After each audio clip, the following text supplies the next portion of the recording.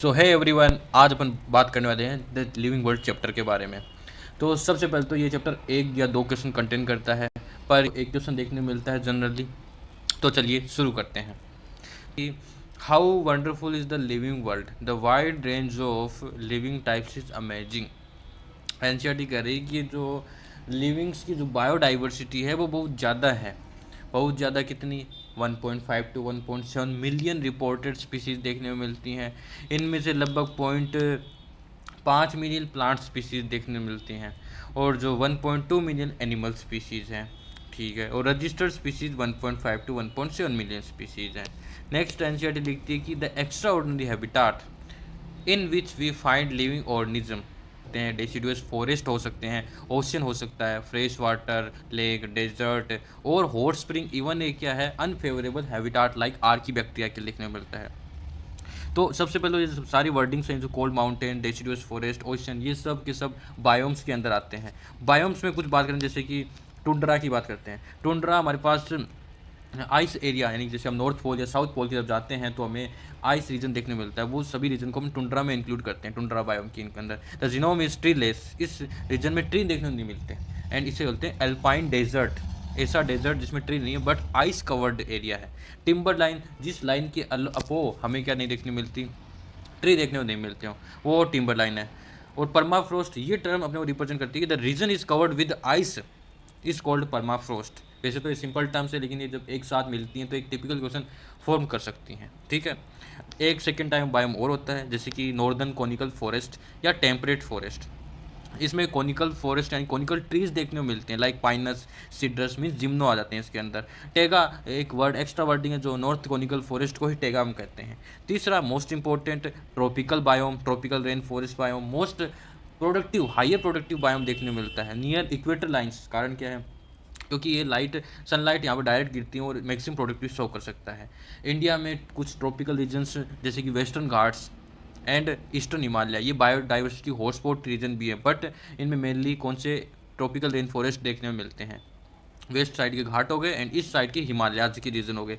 Common species in India की इनसे related species देखने को मिलती है वो हिपिया एंड डिप्टेरोकार्पस, ये दो कॉमन स्पीसीज हैं जो ये कुछ टाइप के बायोस जो एनसीईआरटी इंक्लूड करती है। फिर एनसीईआरटी आगे लिखती है कि the beauty of A galloping horse, यानी कि आप जो ब्यूटी देख रहे हो अपने आसपास नेचर की, गैलोपिंग हॉर्स की, माइग्रेटिंग बर्ड्स की, वैली ऑफ फ्लावर्स की, अटैक, लेकिन आल्सो कुछ डरावनी चीज़ें जैसे कि अटैकिंग शार्क हो गया। ये सब आपको अलग अलग एक्सपीरियंस प्रोवाइड करती हैं जो आपको सोचने पर मजबूर करती हैं कि लिविंग्स क्या है। तो सबसे पहले एनसीईआरटी लिखती है कि जो हम देखते हैं अपने पास ecological conflicts and cooperation among members of a population and among population of a community। तो ये ecological conflicts and cooperation, conflicts means competitive nature होता है एंड नेचर में दो टाइप की रिएक्शन देखने को मिलती हैं अपने पास, एक्शन देखने को मिलते हैं। जैसे like conflicts means competitive nature होता है अलग अलग स्पीशीज़ के बीच में, और अलग अलग स्पीशीज में हेल्पफुल नेचर भी देखने को मिलता है। और ये जो इवेंट होते हैं वो among members of A same species, यानी एक पॉपुलेशन के अंदर भी देखने को मिल सकते हैं ये इंट्रैक्शन इस टाइप की। अब लाइक जैसे ह्यूमंस हो गए, ह्यूमंस एक दूसरे में हेल्पफुल नेचर शो करते हैं। लाइक प्लांट्स हो गए, प्लांट्स की डिफरेंट डिफरेंट स्पीशीज आपस में कॉम्पीट कर रही हैं तो ये कॉन्फ्लिक्ट कर रही हैं। तो जो इकोलॉजिकल कॉन्फ्लिक्ट्स हो रहा है, जो कोऑपरेशन हो रहे हैं किसके बीच में? डिफरेंट डिफरेंट पॉपुलेशन के बीच में, सेम पॉपुलेशन के मेंबर्स के बीच में, even in a same cell के सेम कुछ मॉलिक्यूल्स होते हैं वो भी ये शो कर सकते हैं। जैसे कि जैसे एंजाइम्स के लिए बात की जाए तो कुछ एंजाइम्स होते हैं जो इन इंटरेक्शन को इंक्रीज प्रमोट करते हैं, लेकिन कुछ जो इन्हीं को क्या होते हैं, इनहिबिट कर देते हैं इन एंजाइम्स को ही। तो दोनों टाइप के इवेंट्स अपने को किस में देखने को मिलते हैं? नेचर में देखने को मिलते हैं। इसलिए हम सोचते हैं कि जो ये जो इवेंट्स हैं वो लिविंग्स को नॉन अलग कर रहे हैं। तो सबसे पहला क्वेश्चन बनता है कि लिविंग्स हैं क्या, एंड दूसरा क्वेश्चन लिविंग्स हैं क्यों, वाई इज़ लिविंग्स। तो जो लिविंग्स इस अर्थ पर हैं वो एक तो साइंटिफिक क्वेश्चन के अपन बात करेंगे यहाँ पर। तो सबसे पहले आंसर लिखती है व्हाट इज़ लिविंग्स।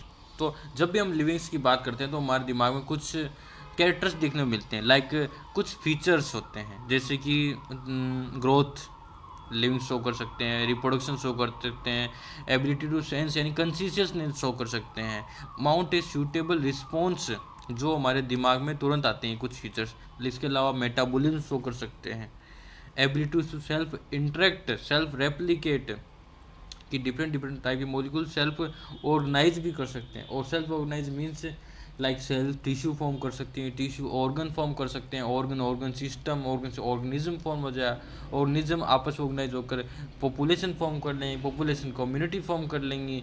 इस टाइप से सब किसको रिप्रेजेंट कर रही हैं? Self organism. ये जो सेल्फ ऑर्गेनाइज है वो लिविंग शो कर पा रहे हैं, नॉन लिविंग्स में इवेंट नहीं देखने को मिल रहा। तो थैंक यू फॉर वॉचिंग। आज का फर्स्ट पेज एनसीईआरटी जो हमने डीपली बात की वो कंप्लीट हुआ। धन्यवाद।